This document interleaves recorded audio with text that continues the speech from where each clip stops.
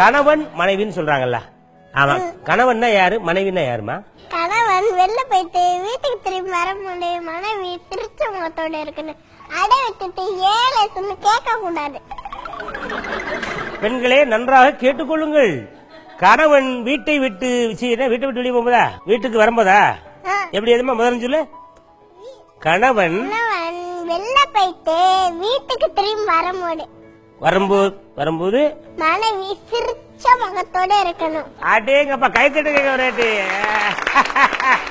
டேன்னு உட்காந்து அழுதுகிட்டு இருக்கப்படாது, பிச்சு புடுவா பிச்சு அப்படிங்கிற பாப்பா.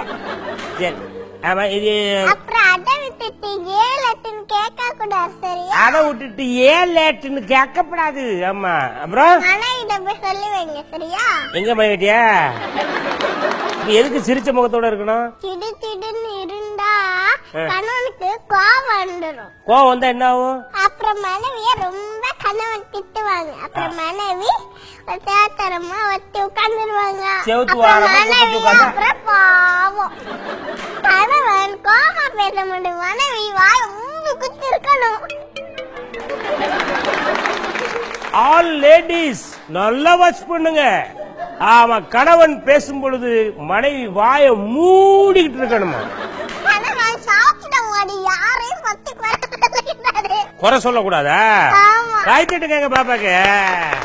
கணவன் சாப்பிடும் போது இவன் இப்படி இவன் அப்படி இப்படிலாம் பேசப்படாதான் பாப்பா சொல்லிருக்காப்ல. அப்புறமா கணவன் மனைவிக்கு வாங்கிட்டு வர சேலை கதை பிடிக்கலன்னா கூட நல்லா இருக்குன்னு சொல்லி கத்திக்கணும். காய்ச்சிட்டுங்க. அதாவது அவன் பாவம் 5-10 கூலி வேலை பார்த்து ஒரு சேலை எடுத்து வந்தோம்னா அந்த கலர் உங்களுக்கு பிடிக்கட்டா கூட நல்லா இருக்கு அப்படின்னு சொல்லணுமா? அப்படிதானமா பாப்பா? வேற ஏதாவது இருக்கா? கணவன் மனைவி எப்படி நடக்கணும் இருக்கா? ஹலோ கணவன்மார்களே, தயவு செய்து பாப்பா உங்களுக்கு ஒண்ணு சொல்றா, கேளுமா, சொல்லுமா. மனைவியை மரியாதையா நடத்தணுமா? தட்டுங்க கைய. மனைவியை மரியாதையா நடத்தணும்னா எப்படி? மரியாதையா நடத்தணும். அப்படியா? அவ்வளவுதானே? தேவையான காய்கறிகளை வாங்கி கொடுக்கணும். வீட்டுக்கு தேவையான காய்கறிகளை வாங்கி கொடுக்கணும். எரிஞ்சு விழுகக்கூடாது. எரிஞ்சு விழுகக்கூடாது.